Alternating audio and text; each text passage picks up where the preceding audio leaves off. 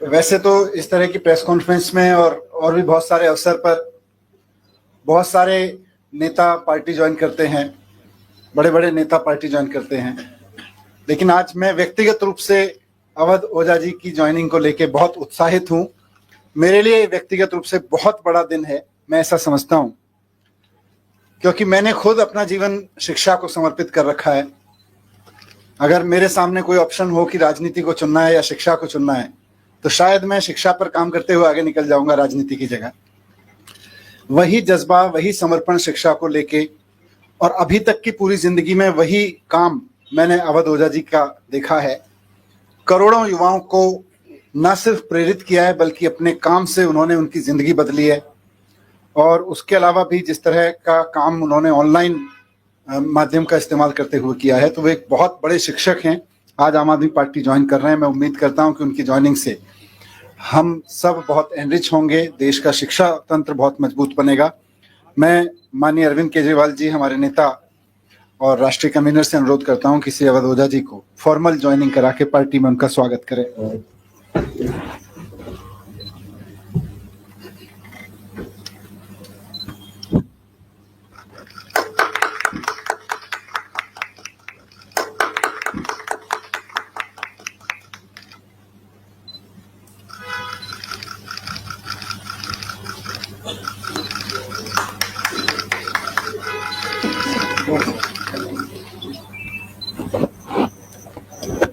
मैं अवसर से अनुरोध करूंगा कि 2 शब्द इस अवसर पर करें।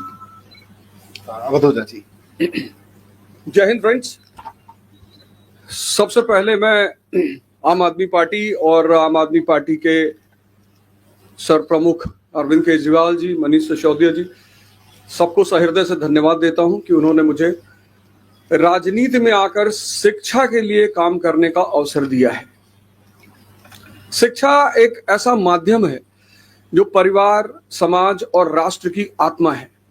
जितने भी देश दुनिया में महान हुए, उनकी पृष्ठभूमि में कहीं ना कहीं शिक्षा का योगदान रहा। तो मैं आज अपनी इस राजनीतिक पारी की शुरुआत पर आप सबसे ये बात साझा करना चाहता हूं, जैसा कि हमारे नेता मनीष सिसोदिया जी ने कहा कि अगर मुझे राजनीति और शिक्षा में से कुछ चुनना हो तो मैं निश्चित तौर पर शिक्षा को चुनूंगा। ऐसा ही कुछ उद्देश्य मेरा भी है और राजनीति में आकर शिक्षा का विकास मेरा सर्वोत्तम उद्देश्य है। धन्यवाद। मैं श्री अरविंद केजरीवाल जी से अनुरोध करूंगा कि वो इस अवसर पर अपने विचार व्यक्त करें। अवध ओझा जी शिक्षा के क्षेत्र में इस देश का जाना माना नाम है, जिन्होंने लाखों करोड़ों युवाओं को, बच्चों को शिक्षा दी, रोजगार के लिए तैयार किया, प्रेरणा दी। न केवल शिक्षा, मैं इनके वीडियो देखता हूँ जिसमें वो अलग अलग तरह से युवाओं को एक अच्छा जीवन जीने के लिए भी प्रेरणा देते हैं। उनके आने से अभी तक जब भी किसी नेता को हम ज्वाइन कराते हैं तो हम कहते हैं इनके आने से आम आदमी पार्टी मजबूत होगी। आज अवध ओझा जी के लिए मैं कहना चाहता हूं कि इनके आने से देश में शिक्षा मजबूत होगी, क्योंकि आम आदमी पार्टी शिक्षा के क्षेत्र में सबसे ज्यादा काम कर रही है। और आम आदमी पार्टी के जरिए जब ये शिक्षा में काम करेंगे तो देश की शिक्षा मजबूत होगी। और राष्ट्र निर्माण में शिक्षा का सबसे बड़ा महत्व है, तो राष्ट्र निर्माण मजबूत होगा। एक तरह से हमारी कोशिश ये रहती है कि जिन क्षेत्रों में आम आदमी पार्टी, जो आइडियोलॉजी हमारी है, भ्रष्टाचार निरोधक, शिक्षा, स्वास्थ्य, इन क्षेत्रों में जो भी अच्छे लोग हैं जो काम कर रहे हैं, उनको राजनीति में लाया जाए ताकि राजनीति में आके वो अपना और ज्यादा योगदान दे सकें। राजनीति में आने से पहले हम लोग भी एनजीओ में काम करते थे, मैं, मनीष जी, और एनजीओ में रहते रहते हमें लगने लगा कि एनजीओ के जरिए राजनीति के बाहर एक लिमिटेड तरीके से काम कर सकते हैं, इतना ही काम कर सकते हैं। जैसे मैं सुंदर नगरी की झुग्गियों में काम करता था तो वहां पे 2 या 3 सरकारी स्कूल थे। उन सरकारी स्कूलों को ही ठीक कराने में पूरी जिंदगी बीत जाती है हमारी। लेकिन जब राजनीति में आए तो एक ब्रश से हमने दिल्ली के सारे सरकारी स्कूल ठीक कर दिए।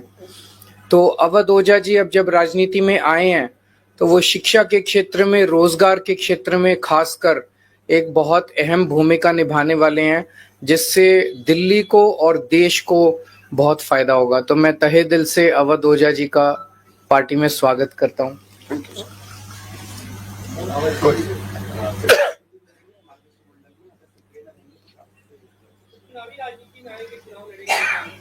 अब तो मैं पार्टी का हिस्सा हूं, तो पार्टी जो भी आदेश करेगी मैं वही करूंगा।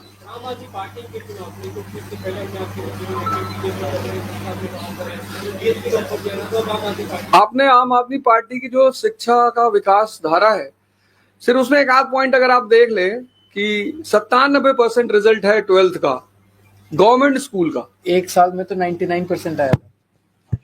एक साल में 99%। 2015 में सिर्फ 15 लड़कों ने, गवर्नमेंट स्कूल के लड़कों ने IIT मेंस क्वालिफाई किया था। इस बार 783। और मेरा यही कहना है, मैं तो हमेशा ये नारा देता हूं कि शिक्षा शेरनी का दूध है, जो पिएगा वो दहाड़ेगा। और डॉक्टर सर्वपल्ली राधाकृष्णन जी कहते थे कि 2 क्षेत्रों में देश के अच्छे दिमागों को आगे बढ़ना चाहिए, एक शिक्षा और एक राजनीति।